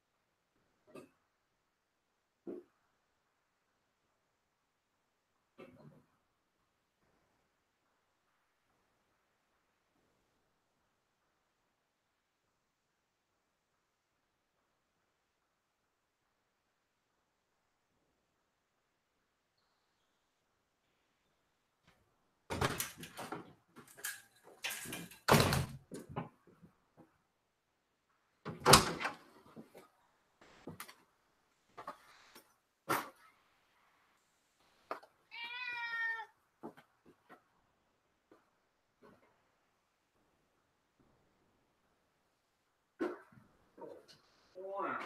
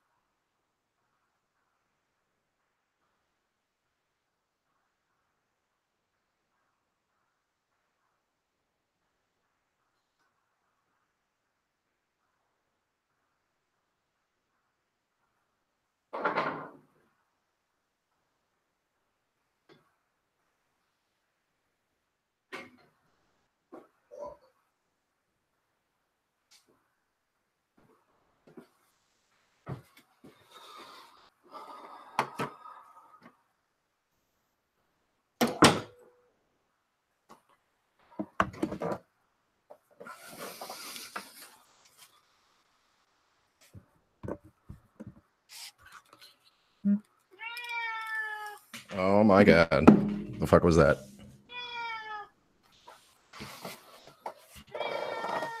Kill it. Hey, Jubes. That's a happy cat right there. He just wants loving. Don't we all? All right, so let's get into the stats here about John Klingberg. He put up 67 points this year with more shots and less goals than ever before. 204 shots led to a career low 8 goals, 1 on the power play. What made up for it were the 59 assists that he had. His shooting percentage was below 4%, which would indicate that if he keeps this shot total up, he could be a 15-plus goal scorer next year. With the assists already coming to him in leaps and bounds, playing with guys like Sagan and Ben and Radulov, Klingberg can be one of the top point producers from the blue line next year. He is amongst elite company in points per 60. He sits fourth behind the obvious top offensive defensemen in Brent Burns, Erik Karlsson, and Victor Hedman.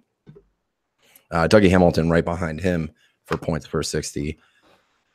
Klingberg, he's not going to help you out much out on hits or penalty minutes, but he does chip in a little bit on blocks. In the past 2 seasons, he's yielded over 100 blocks each year. Outside of that, look for Klingberg to be your quintessential points-only defenseman. If Klingberg doesn't hit the scoreboard, he's not doing much else. He might put up a couple shots and a couple of blocks, but outside of that, nothing.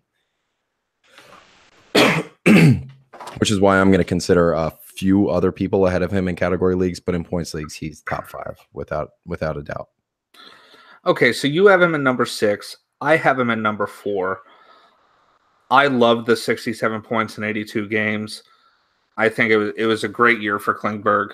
I do wish that I would have seen more goals from him, and that's just, well, I want to see more than 8 goals, but that is the lowest he's had of his career. He hasn't had a career before or a year before last year in his career that he's had less than double digits on goals. However, that is a great power play. On top of the fact that he had 22 assists on that same power play, he only had 1 goal on there. But the thing that is worrisome about last year was his 3.9 shooting percentage. But I gotta say, I'm not super worried about it because I really think that it was just a down year for his shooting. It was the first time he had over 200 shots. So I mean, I want him to keep putting the puck on net. I don't want him to take less shots. Last year, or the year before last year, so 2 years ago now, I'm still stuck in saying last year. Same. Until the hockey season starts, I'm gonna keep saying last year for 2 years ago. Same. So 2 years ago, he took 124 shots with a 10.5 shooting percentage. That's definitely high. Yeah. Okay, that's definitely high. That year, he had 13 goals with 36 assists. But, I mean, I'll trade 8 goals and 59 assists for that any fucking day of the week. I love his deployment, being on that top power play. He's with a lot of talent. He's not going to get you a lot of hits, like you said. He's not going to do too many of the peripherals. He is pretty much like going to be over 100 blocks a year. And he's healthy. I love having John Klingberg on my team. It always seemed like before it was kind of, it was kind of like a long-standing joke for a little while. It would be like, oh my God, John Klingberg got a fucking point. And it was like, how is this happening? And then it just became incredibly evident to us that, this is going to keep happening. That's what he does. If John Klingberg is the best defenseman on your team, okay. Yeah, it's not bad. It's not the worst thing in the world. Do you want a Victor Hedman? Yes. Do you want a Brent Burns? Yes. But if John Klingberg is the best defenseman on your team, then you're still looking pretty good because he's going to get you those points. Yeah. Dallas is going to score points. They're just also going to get a lot of points scored on them. I don't know how in the world John Klingberg hasn't had a negative in the plus minus for all 4 years of his career, but he has managed to do so. Last year, he was a plus 10. Today's his birthday, by the way. Oh, really? Yeah. Hey, John, dude, if you want to be my best friend, happy birthday. Number one. Let's go party. I'd love to get you something for your birthday, but there's nothing that I can get you that you can't get yourself. So it's true. I will just send you my love. And dude, screw TJ. Like who needs friends like that? You know what I mean? That guy can't bring anything to the relationship except for mild hockey knowledge, you know? The table is empty. I bring nothing to the table. But okay, I mean, I can see having Klingberg at number 6. I have him at number 4. I like him there. I'm fine with him being at either spot for the sole reason of I know who your number 5 is, which we're going to agree. And the only reason I have him here instead of where you have him is, I mean, you had PK Subban at number 4, which is fine. I just don't think that PK Subban is somebody that I would want as my best defenseman. Just because there's so much defensive talent in Nashville. You know what I mean? In Dallas, Klingberg is the fucking guy. He is the guy. Yep. And he is the only guy. He doesn't need to worry about sharing anything. No, he doesn't. So, I mean, and that's why I have him higher than PK Subban. Don't get me wrong. I love PK Subban. I think he's a great player. I think he's fantastic. But when you have so much depth on that defense in Nashville, it's got to get divvied out to a whole bunch of people. It's not like that in Dallas. It just isn't. So, I mean, Klingberg he's going to whoop up on those assists. He just is playing with fucking Jamie Benn and Radulov, and he's playing with their only good 9. You know what I mean? He's playing with the only good line that Dallas has. So, did we go over your number 6? I forget. We did. Okay. You want to bring us back in at number 5? It is the Yossi of Romans. What? All right. Bring us back in at number 5, where we're about to agree. Yeah, if you want to do the re-intro. All right, hockey fans. Here, let me redo that. Let me think how I want to do it. It's not easy, is it?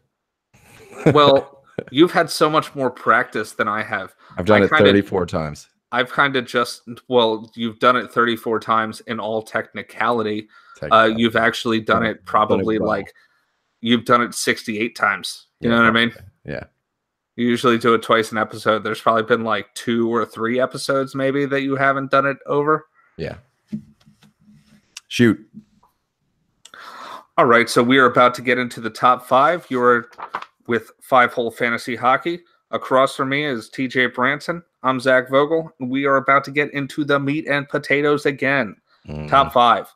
I think it's going to be pretty cut and dry, but let's see where we disagree. Most likely, we always seem to have a lot of the same names.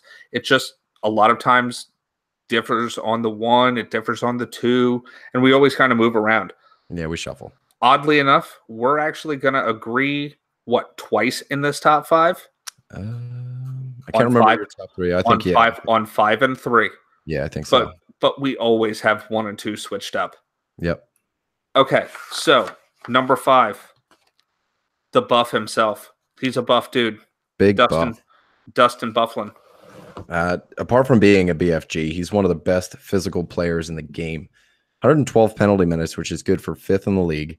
He hit over 100 times. We've seen him hit.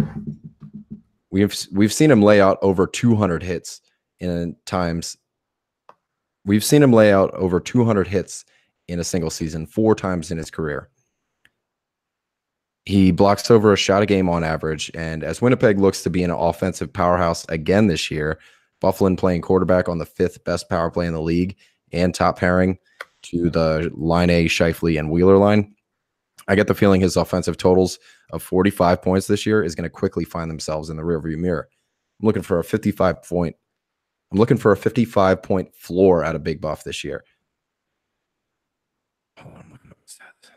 And barring any injuries, he should be able to reach that mark no problem. Byfuglien played 69 games last year. As we like to do with anyone that misses time, I'm going to pace out his totals to an 82-game season. His 193 shots would have translated to 229. Also on a career low shooting percentage of 4.1. His career average is 6.9. He would have had 9 more goals and 44 assists. Oh no, sorry. He would have had 9 goals and 44 assists for 53 points. The penalty minutes would have kept pretty much on the same pace, would have totaled. Oh, geez, I'm just fucking all this up. The penalty minutes, if he would have kept on the same pace, would have totaled over 130. The hits would have been up to 174, and blocks would have jumped up to 119. I can't find a single stat there I don't like. Buff is one of the top 5 category league defenseman studs, and in a points-only league, he falls a bit, having a 45-point year this year, but having better options out there than a 50 to 55-point defenseman. But nonetheless, he's still one of the top defensemen out there in fantasy.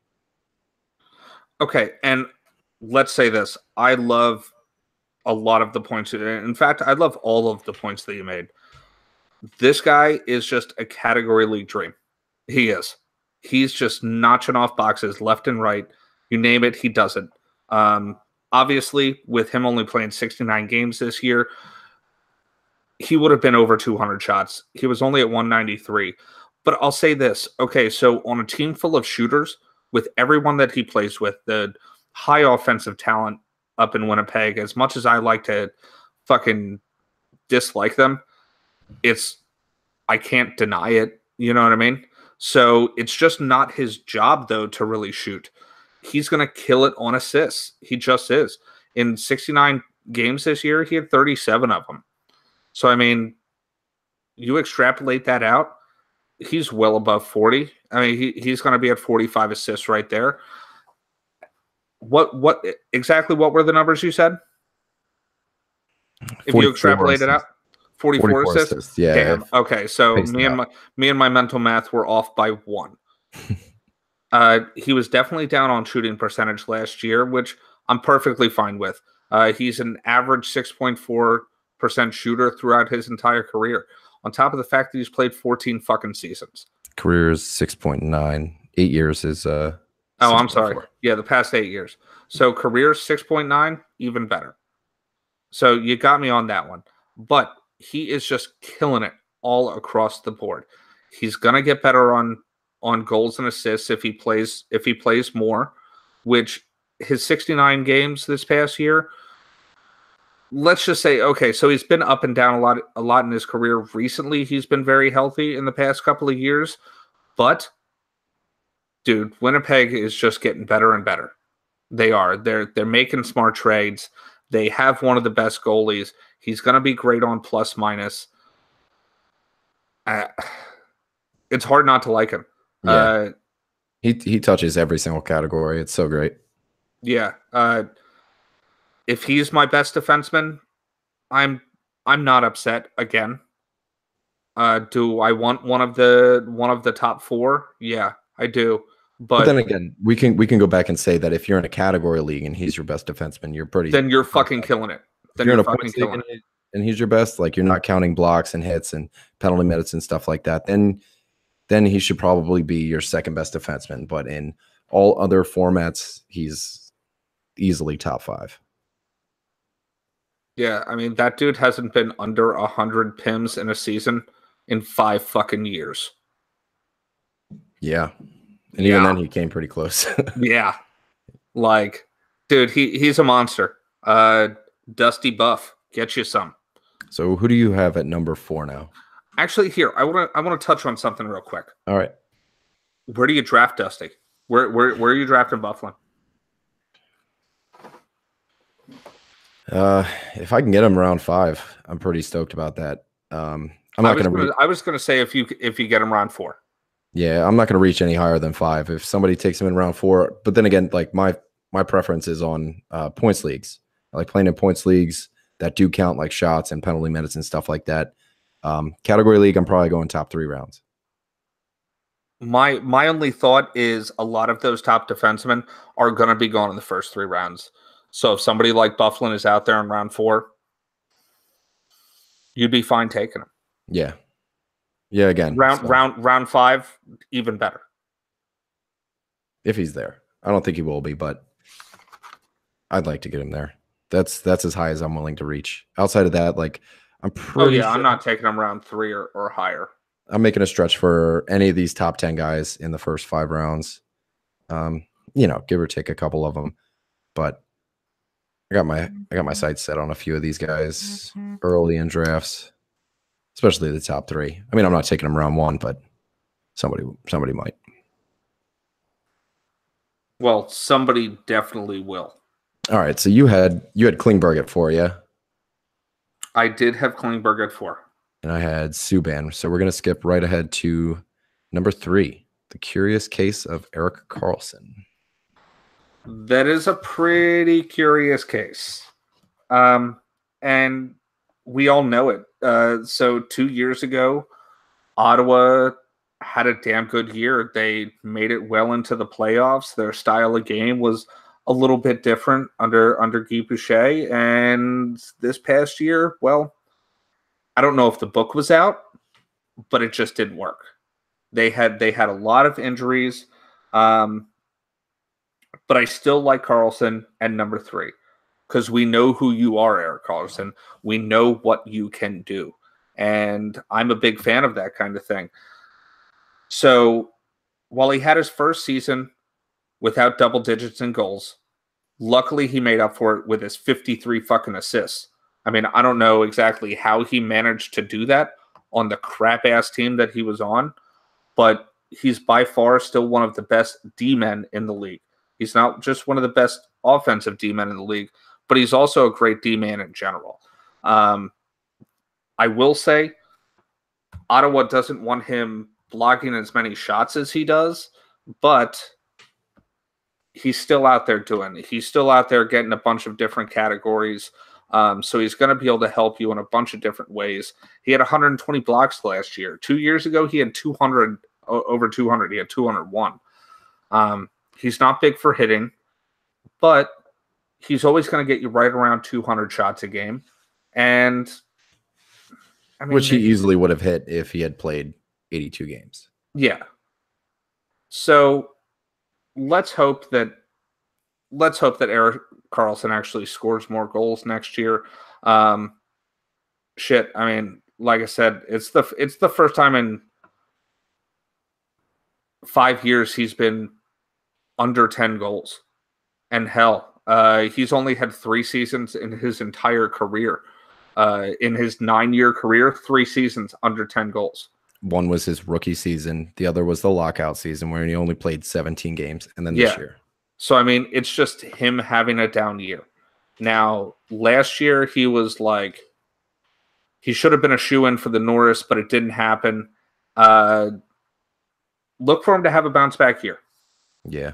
I mean, I'm pretty sure he's coming up on UFA status, so I know he knows that he's worth money. So every single point that he puts in this year is going to get him more money. So I think he's going to be playing pretty hard, whether he stays in Ottawa or not. Whether he actually gives a shit about winning this year, he's still going to try and pad those numbers a little bit.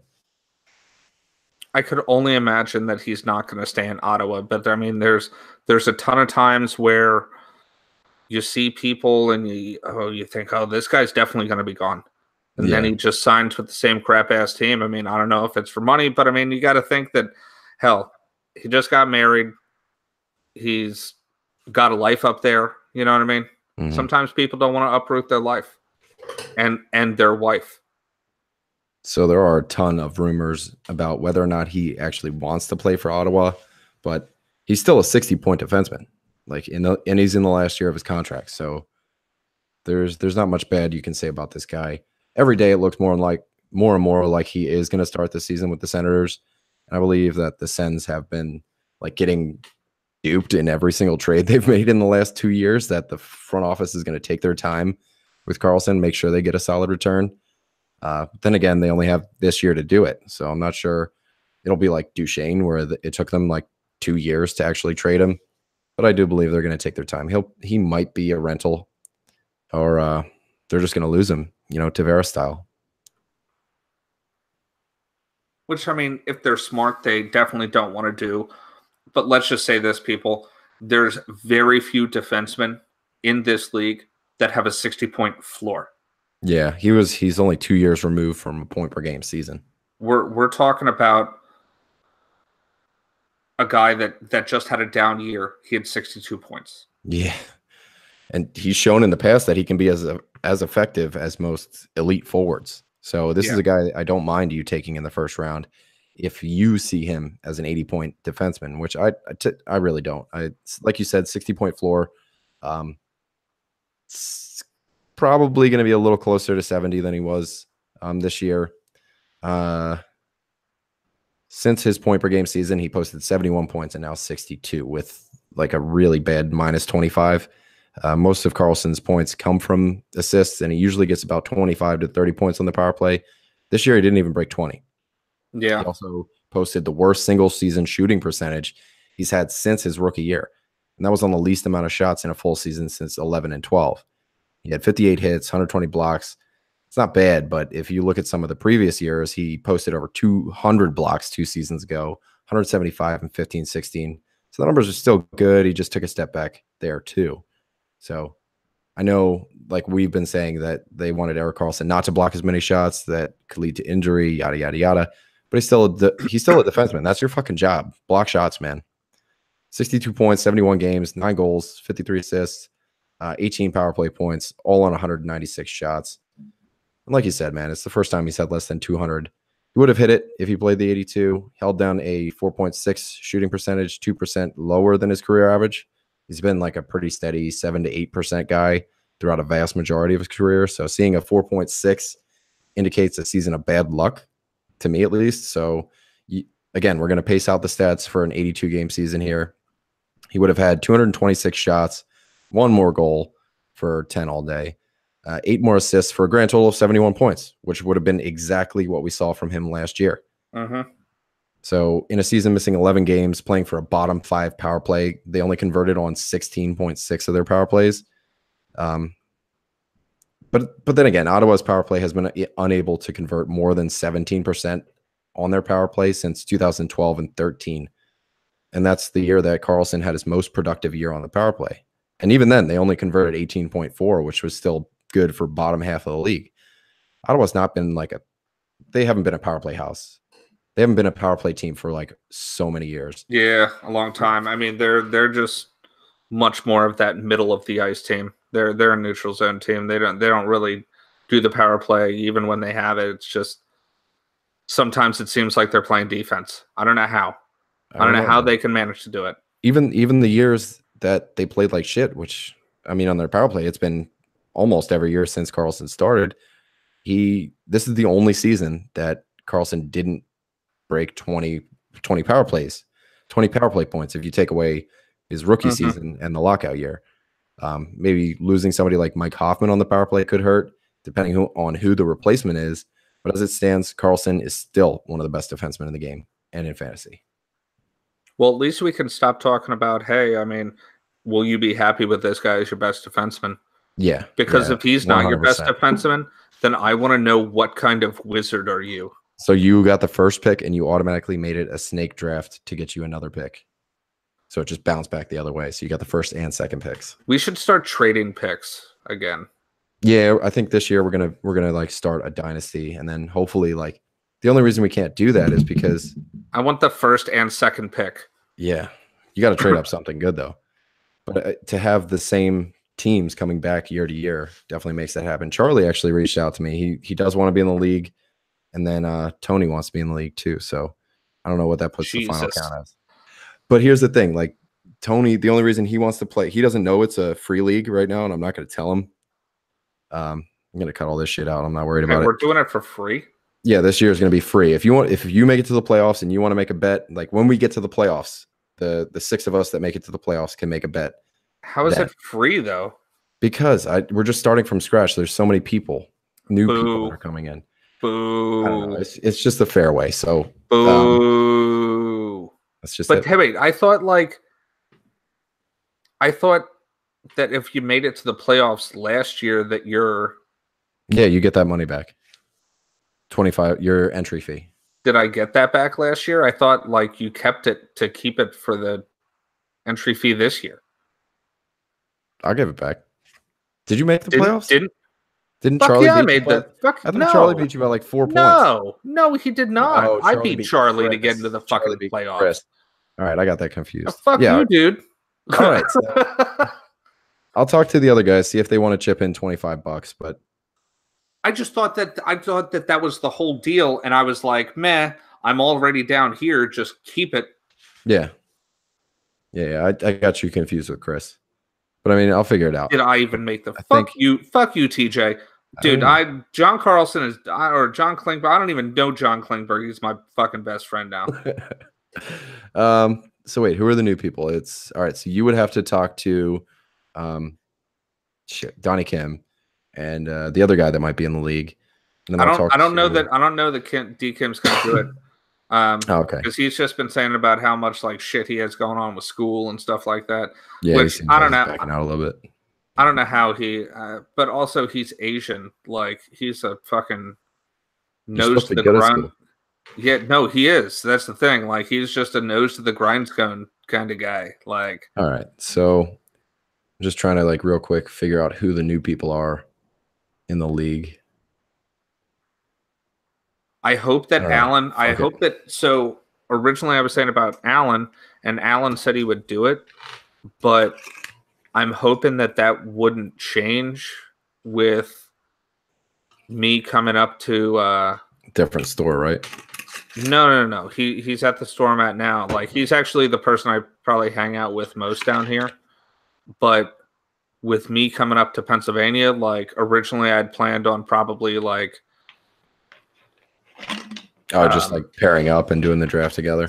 Yeah, like we would come over to fucking my place and do the draft, but well, if he wants to tag along, I don't know if like he'll be able to. He's not gonna. No, that ain't gonna happen. There's no way. Like that place will burn to the fucking ground okay. if we are both not there for 3 days in a row. Well, a Saturday night, a Saturday night and then 3 more days in a row. It's just, dude, it's not gonna happen. All right. Well, hopefully, usually we're both there for all those fucking days. We can Skype him in or something. Put him on a projector. Yeah, that'd be cool. All right, man. I gotta go pick up Desi. Let's burn through these two. Yeah, I mean they're gonna be really quick. That's for sure. We will literally Brent Burns through it. That's 2 bad puns in one episode, there, man. What the no doubty was just like I literally had to clap for it. Like, it was bad. I couldn't believe what I. In fact, I'm pretty sure I said, "Did that just happen?" Oh, it did, and it did. All right, so we are flip flopped here. Okay, so you talk about your number one, and I'll talk about my number one, even though I don't fucking like him.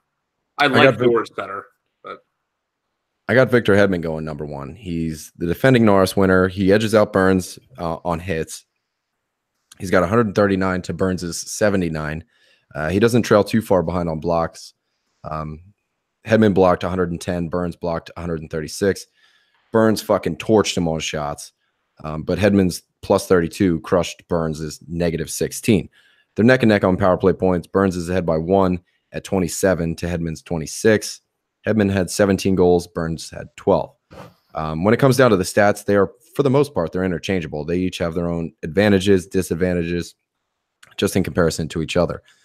The reason that I have Hedman edging him out is because as a whole, I have more faith in the Lightning to continue their offensive dominance, with Hedman playing with like Kucherov, Stamkos, and JT Miller, who really meshed well on that top line, as opposed to Burns, who's playing with Evander Kane, Joe Thornton, and Joe Pavelski. This is not a slight on those guys. I'm not trying to say they're bad players. It's just that the Tampa line has shown that they are more of an offensive threat. I don't think anybody can disagree with me on that.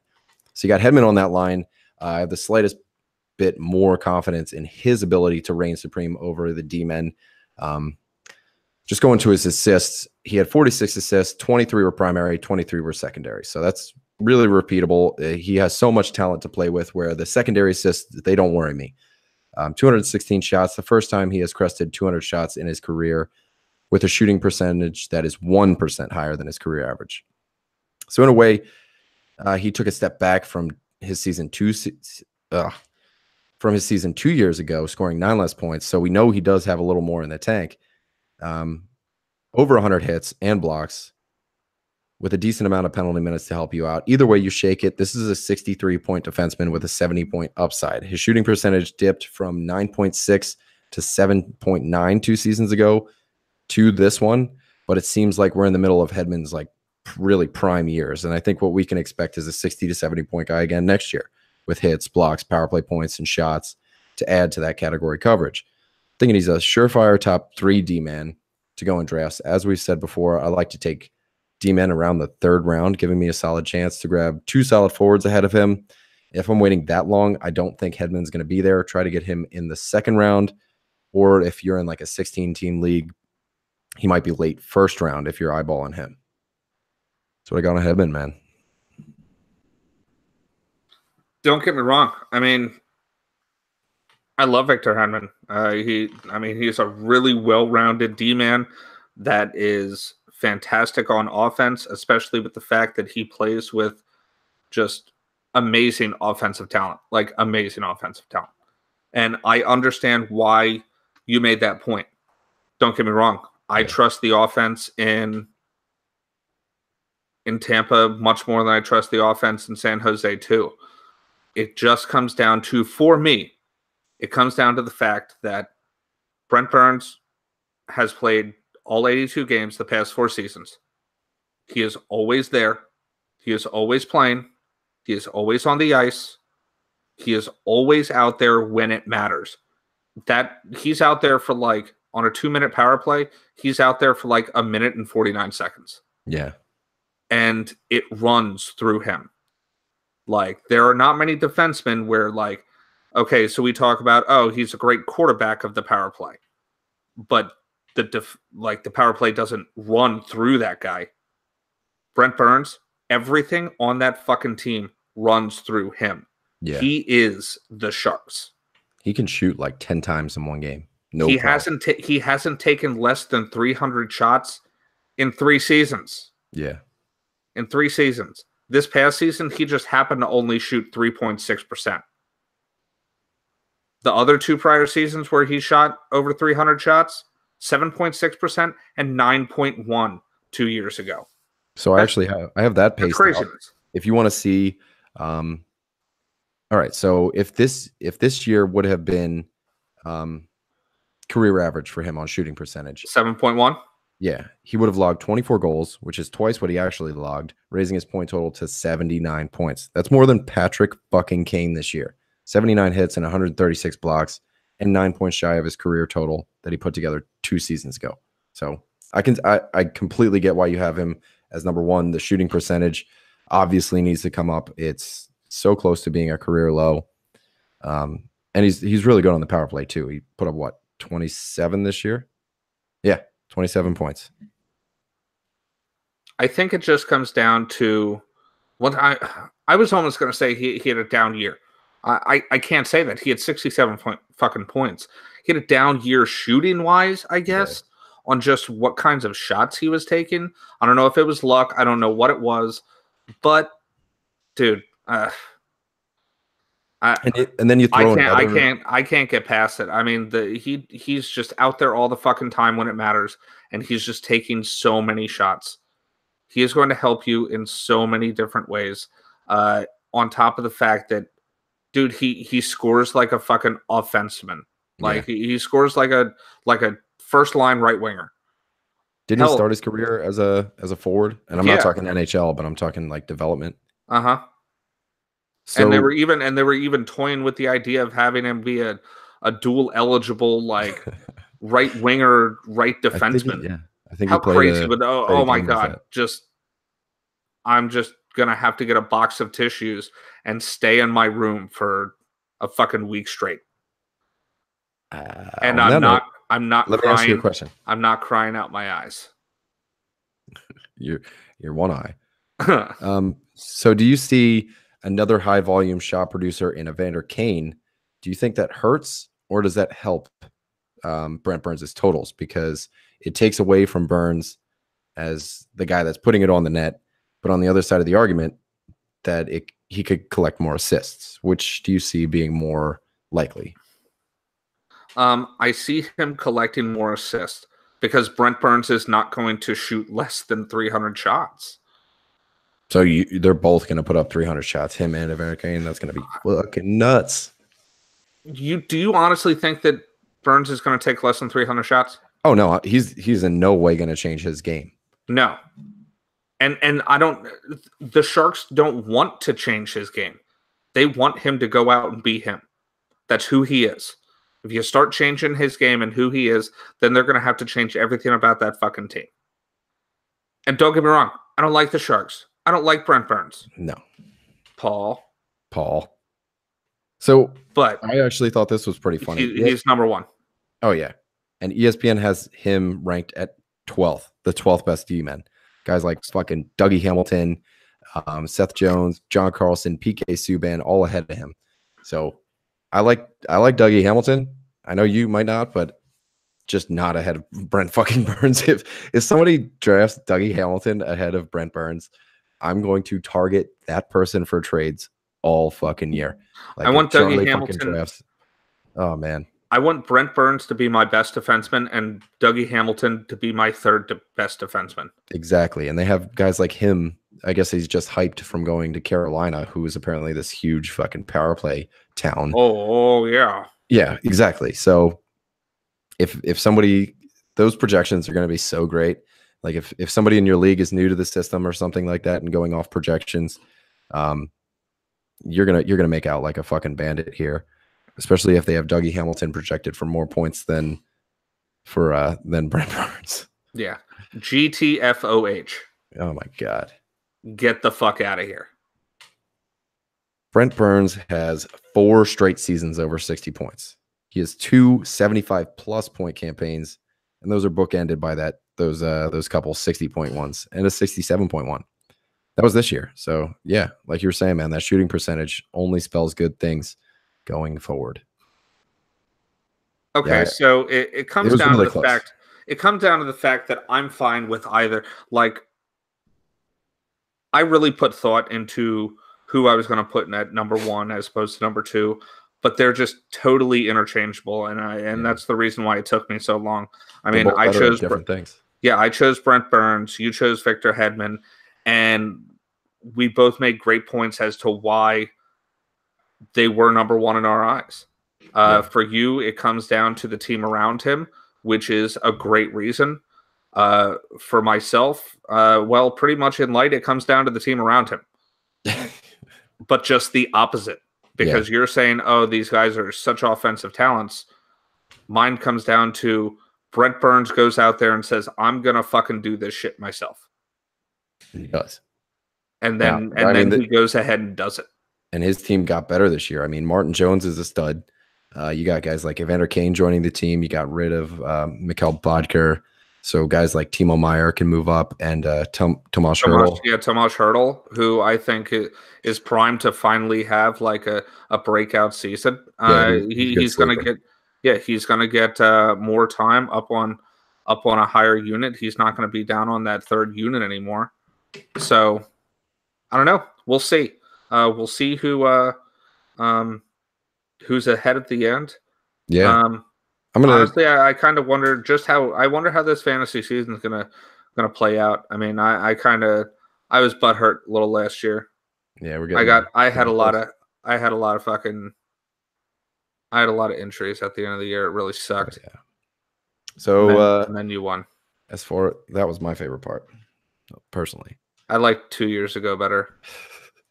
So Dougie Hamilton, as much as I'm shitting on him, just based on ESPN having him ranked higher, he does make my honorable mention list, as does Ivan Provorov, Zach Werenski, guys like Chris Letang, Morgan Riley, Tyson Berry, Torrey Krug. These are all guys that were just outside. If we were doing a top 20 episode, I'd be talking more in depth about these guys.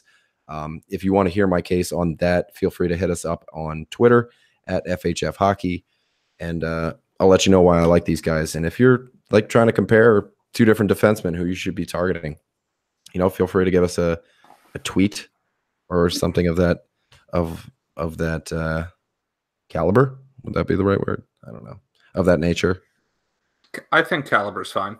Okay. Oh, and also, if anybody wants to talk about Drew Doughty, and why I suck and Drew Doughty should be like number 1, just go ahead and give us your personal information and where you live. And hold on real quick. I'm going to read your phone number for all of our listeners, and they can all call you. No, I'm not actually going to do that, guys. But yeah, thanks for listening, guys. We have been ranking defensemen all night.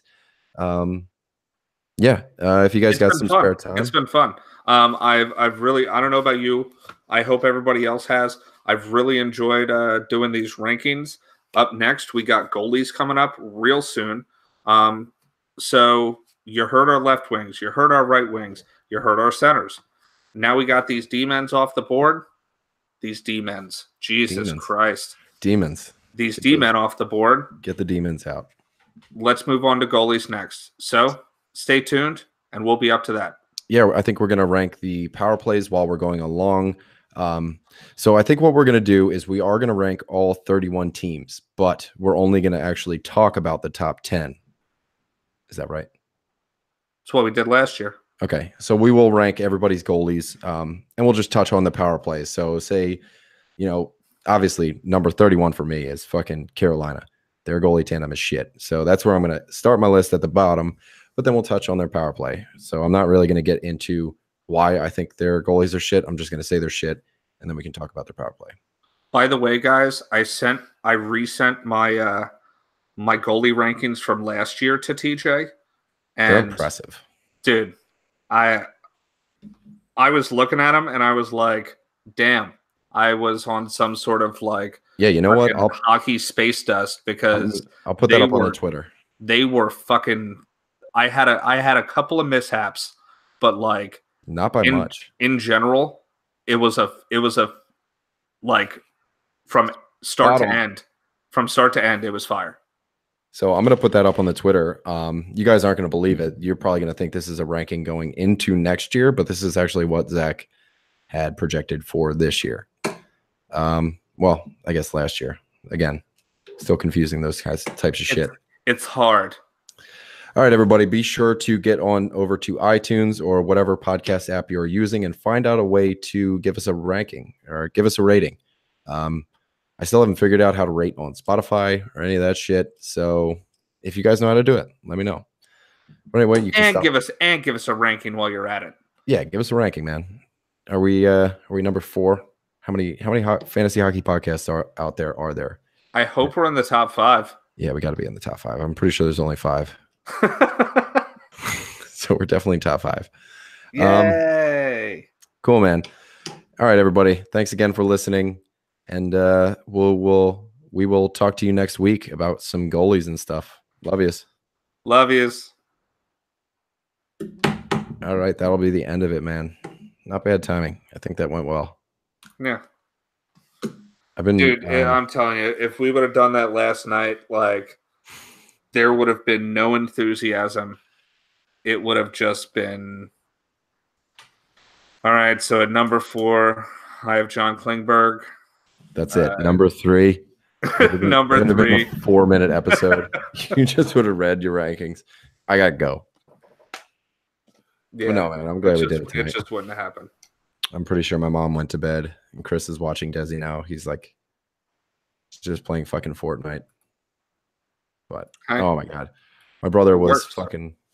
I don't even know. I think I have. So you remember off to the side of my house where we chopped down that tree? Yeah, of course I remember. So how could I forget? So there's that retention basin right there, and we've been getting like this brutal amount of rain lately, and it filled up like almost completely. Chris is outside with Desi. Fucking one. That was it. Not like the lake that's down the way. This is I'm talking about right next to your mom's house. Like that was a big area. Yeah, I mean it didn't fill up the whole soccer field or anything, but like there was a pretty good pond maybe or like a little stream at a certain moment. But I go outside for a fucking cigarette, and Chris has Desi just playing in this thing. And like crawling around, falling into this disgusting ass leech water. And I didn't bring any fucking clothes. And I'm looking at my brother like, so you're giving him a bath, right? Because this is fucking gnarly. And he's like, well, blah, blah, blah. Like, you put him in the fucking pond, man. I think I have fucking video of it somewhere, I'm sure. I think I put it up on the Snatch chat. If you do send it to me, because I'd like to see something like that. Oh my god. That sounds pretty funny. I don't know if you. But yeah, so with this trip, so it is Vic. Well, I was just gonna say, is Vicky gonna be around? But you have no idea if she will be or not. She just bidded last night for September. Mondays she's been pretty good. Like she'll usually work a Saturday, Sunday, and then she'll work a Tuesday, Wednesday. It just so happened she traded a Tuesday, Wednesday this week for a 3-day to Paris because she loves Paris. And I don't blame her. She was either going to go to Charleston, South Carolina, or Paris. Which one would you pick? So we'll see. As soon as I get her, I asked her specifically to make sure that I would be able to do stuff on the 10th and on the 17th, one for the mock draft. But I kind of like the idea of Desi just running around being a dickhead during the mock draft, making all types of noise and stuff. And I know Chuck loves him. So I think Desi can hang out that one. But the 17th, I'm going to make it a point, like, please use one of your sick days. Like, I want you to be home because I have to be gone for a long time. Yeah, because it's going to be like all day. Or I could always talk to LD. Like, she's been pretty good about she'll take him overnight and stuff like that. So that'd be sweet. Yeah. But yeah, so I mean, chances are, like, I already talked to my GM about it, like my immediate boss, and he said I'd be good to go. So I'll open that Saturday, and I'll just like have all my shit packed, leave right from work, and hopefully I can get out around 6 o'clock, and that should be like a great time to fucking leave. Because if I leave, like, there should be very little traffic. Yeah, You right know what I after mean? rush hour. Yeah. So I mean,